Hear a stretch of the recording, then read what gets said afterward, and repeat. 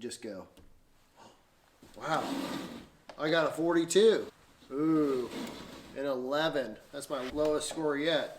There are people on the internet who post stuff all the time. It's hard to know what's real, what's not. A knife could score good on a best tester and still not perform well, because there's a lot more to how knives cut, how they work, than just sharpness. I kind of anonymously sent a couple knives off to be sharpened by somebody who I've followed for many years on social media, who has impressed me with some of his results. One of which is scoring a 0 on this tester. A lot of people accuse him of cheating, as you would expect. I'm going to give him the benefit of the doubt, and we're going to find out today just where his knives score. There are so many factors that could go into your score, and this is part of why I wanted to test on my machine.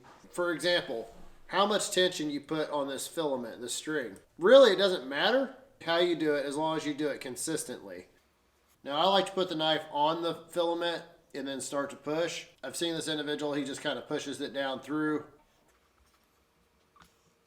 Okay, there we go. 114, not bad. I think fresh off the stone, that knife was getting 70 something. Now let's check these out. Okay, we got some stickers. Nice. Knives are nicely packaged. Here is my receipt. Oh, hey. He even sent me some change. So I wanted him to sharpen the Genesis with the Waterstone and the Kershaw on the machine. So we'll test the Kershaw first off. I'm going to inspect this edge. See what it looks like. Nice finish. All right, let's see what this thing does. Okay, we got zeroed out. 202. I'm surprised it's that high. I really expect it probably about 120. Zero it out. 197. Tear it out. Third test. 198. So 3 tests, all around 200. I've seen him test several knives, and he kind of goes fast. So we're going to do that. We're going to go. There we go. So that scored a 46.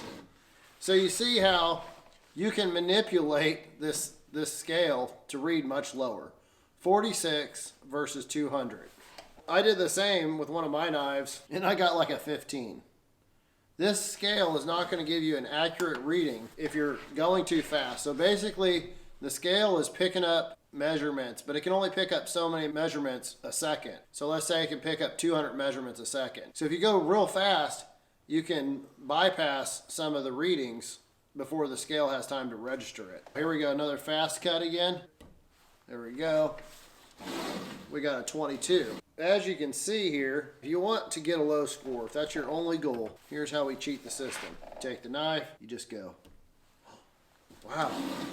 I got a 42. I mean, that's not, there's about no point in testing your edges if you're not going to allow the scale to get the readings and to do it properly. I'm going to do a 4th reading, kind of slow and steady the way I test the blades. I'm going to set the knife onto the string.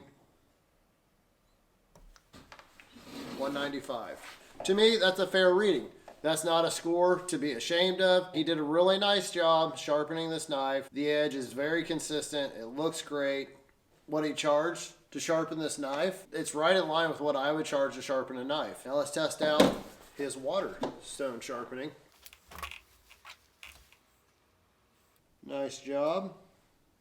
To me, honestly, it doesn't look any different than his machine sharpening. If I had to guess, I'd say he sharpened it on the machine and came back and just touched it up a little bit on the Waterstones. Okay, we're going to do my normal testing. 217. That was a higher score, means less sharp than his just traditional. So just for reference, it was $7 to sharpen that Kershaw, the standard method. I paid $12 to have this one sharpened with Waterstones. 234. 219. 3 tests, all over 200 on the Waterstones. I'm a little bit disappointed, like with the Waterstone sharpening. I can get knives sharper on Waterstones than I can a machine. If I were to guess, I would say if he took this and then hit it on Waterstones, then didn't, this edge is super smooth though, super glassy. So I almost feel like he buffed it. This is not, that's not off of stones like that. So if he put it on Waterstones, he definitely stropped it good after the Waterstones, because that is not a toothy edge at all.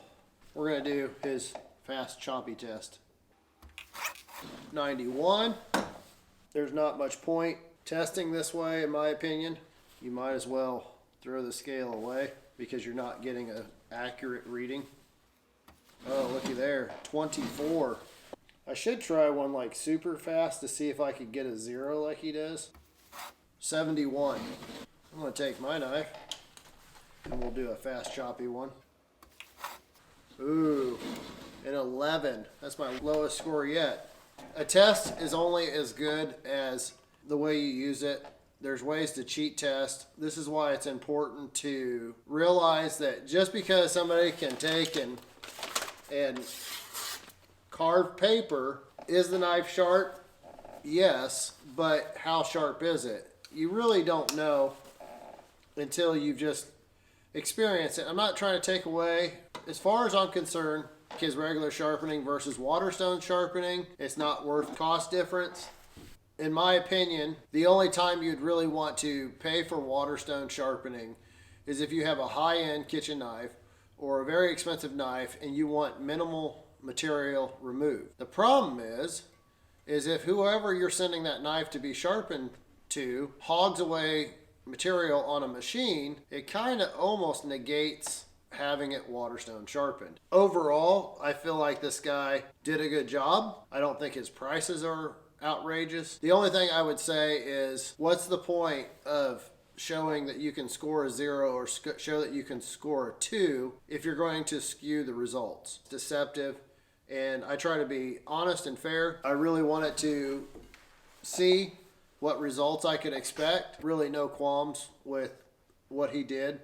I think that his sharpening, he did a good job. I've watched how he sharpens knives. I've watched him put it to the buffing wheel.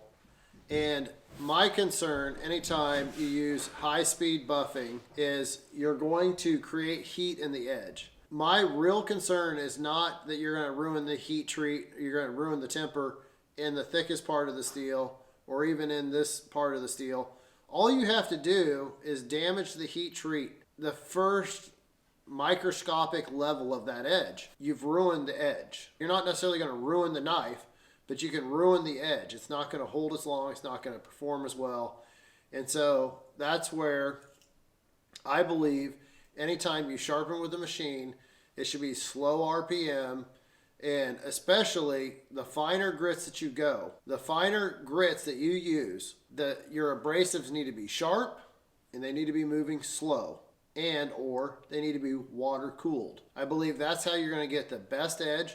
And honestly, I believe the reason I can get a knife sharper on Waterstones than I can on a machine is that 1% to 2% sharper that I can get on stones that I can't achieve on a machine, I believe is from that very fact that in the stones there's 0 heat being created, or whatever heat's created is dissipated by the water, versus the little bit of heat that's created from the machine itself. I don't have any way to test that, to prove that. Imagine this, if we were to take a macro lens and zoom way in on the edge, and you can really see what's happening when we sharpen.